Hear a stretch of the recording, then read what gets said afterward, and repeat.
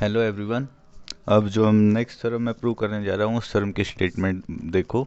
Every function defined and continuous on a closed interval is bounded in that interval. यानी कि अगर हमारे पास कोई फंक्शन है एफ एक्स, प्रूफ देख लो इसका। Suppose we have a function F X which is defined and continuous on closed interval. Close interval आपको पता है AB. Then we need to show that fx is bounded in this interval. Then to show fx is continuous on closed interval AB, to show हमें ये show करना है for every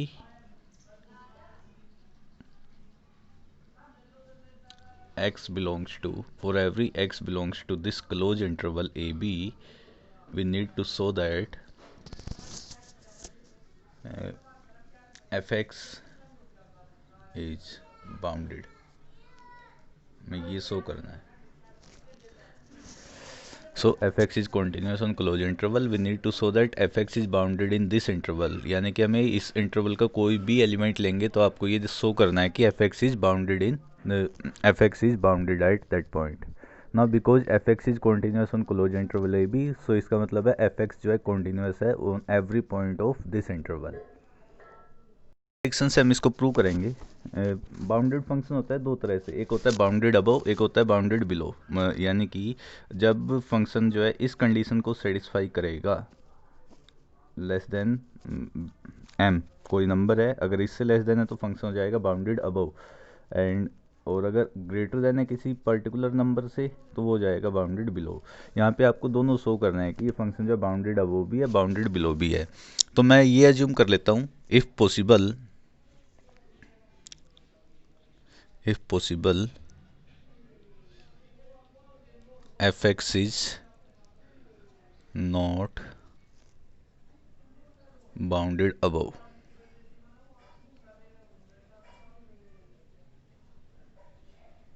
in closed interval AB। मैंने ये assume कर लिया कि अगर जो है fx बाउंडेड अबव नहीं है तो क्या होगा, ये वाली कंडीशन सेटिस्फाई नहीं होगी। यानी कि ये वाली कंडीशन सेटिस्फाई नहीं होगी तो हमारे पास ये आ जाएगा कि fx जो है ग्रेटर देन m कह सकते हो for x belongs to close interval AB, we can say this. But मैं जो है एक पर्टिकुलर x ना मान के ये एज्यूम कर लेता हूँ कि for every n because fx is not bounded above, so we can say that for every natural number, for n belongs to natural number, ये x जो है क्लोज इंटरवल ए बी में बिलोंग करेगा। So we can say that there exist xn belongs to closed interval AB, xn belongs to closed interval AB such that f of xn greater हो जाएगा number से, यहाँ पे आप number ले सकते हो n, for all n belongs to natural number. Okay, now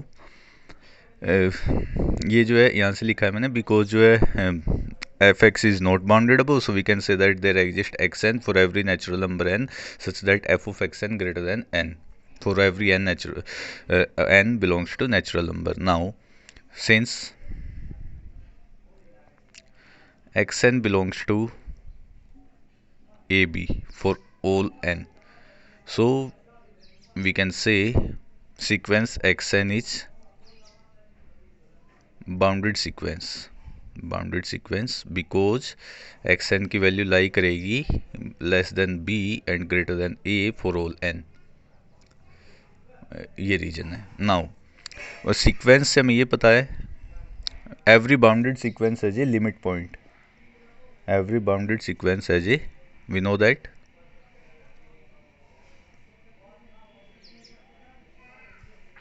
that every bounded sequence as a limit point, every bounded sequence as a limit point। Limit point में और लिमिट में जो है डिफरेंस होता है। नाउ मैंने जो बिकॉज ये बाउंडेड सीक्वेंस है तो इसका लिमिट पॉइंट मैं ज्यूम कर रहा हूँ लेट अस सपोज ये कह सकते हो X N has, this implies X N has a limit point, X N has a limit point, और वो लिमिट पॉइंट मैंने एज्यूम कर लिया x not.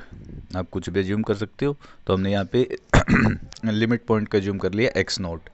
Now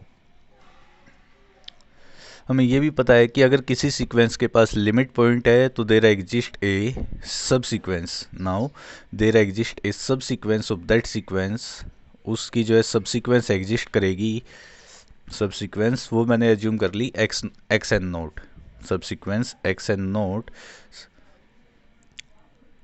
of given sequence, उस सीक्वेंस की सब सीक्वेंस एग्जिस्ट करेगी जो कि उस लिमिट पॉइंट पे कन्वर्ज करेगी, सच दैट वो जो है सब सीक्वेंस जो है इस लिमिट पॉइंट पे कन्वर्ज करेगी। यानी कि आप कह सकते हो X N naught converges to X naught, हमें जो है एक सब सीक्वेंस मिल जाएगी। ये प्रॉपर्टी होती है सीक्वेंस की, अगर किसी सीक्वेंस का जो है कोई लिमिट पॉइंट एक्स नोट, तो उस सीक्वेंस के हमें एक सब सीक्वेंस मिल जाएगी X N naught, such that sequence X N naught subsequence X X naught जो है उसको कन्वर्ज करेगी। हमारे पास एक सब सीक्वेंस एक्स एन की आ जाएगी जो कि एक्स एन के जो है एक्स नोट उसको जो है कन्वर्ज करेगी। Now this is true for every element of sequence, X N के लिए, सभी एक्स एन के लिए ट्रू है, तो एक्स एन के लिए भी ट्रू होगी। तो आप ये कह सकते हो, इसको इक्वेशन नंबर 1 बोल देंगे। So from equation 1 we have F of X N F of X N के, बिकॉज एक्स एन है तो ग्रेटर देन एन लिखा हमने, यहाँ पे आ जाएगा ग्रेटर देन एन के फॉर ऑल एन के।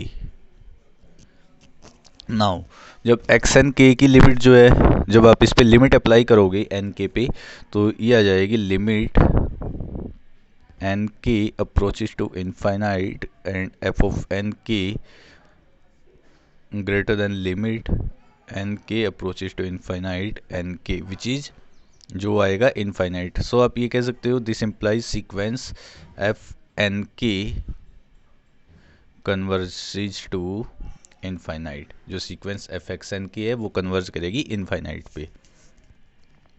ओके, बट ये सीक्वेंस एक्स एन के किस पे कन्वर्ज कर रही है, एक्स नोट पे, सीक्वेंस एक्स एन के एक्स नोट पे कन्वर्ज कर रही है, सीक्वेंस एक्स एन के converges to X naught, but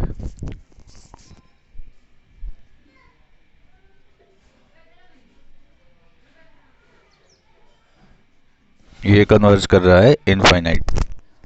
so इससे हम क्या कह सकते हैं, फंक्शन कॉन्टिन्यूस गिवन है, बट हमने एक थ्योरम देखी है, उस थ्योरम के अकॉर्डिंग क्या था, इस थ्योरम के अकॉर्डिंग क्या है कि अगर एफ एक्स कॉन्टिन्यूस है at X is equal to A and X N sequence जो ए को कन्वर्ज कर रहा है, तो इससे क्या हो जाएगा कि sequence F X N converge करेगी एफ ऑफ ए पे। बट यहाँ पे हमारा क्या आया है कि एफ जो है कॉन्टिन्यूस भी गिवन है, F is continuous in this interval, f is continuous on AB, also X N के कन्वर्ज कर रहा है एक्स नॉट पे, तो एफ ऑफ एक्स एन के को कन्वर्ज करना चाहिए एफ ऑफ एक्स नॉट पे, बट यहाँ पे नहीं ट्रू है वो।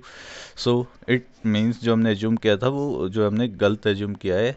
क्या एज्यूम किया था हमने कि F x is not bounded above, so this implies, यहाँ से आप ये कह सकते हो कि कंट्राडिक्शन, आप ये लिख सकते हो कि दिस इज कंट्राडिक्शन, और अगर ये कंट्राडिक्शन हो गई, so our assumption is wrong, this implies fx is bounded above, fx is bounded above।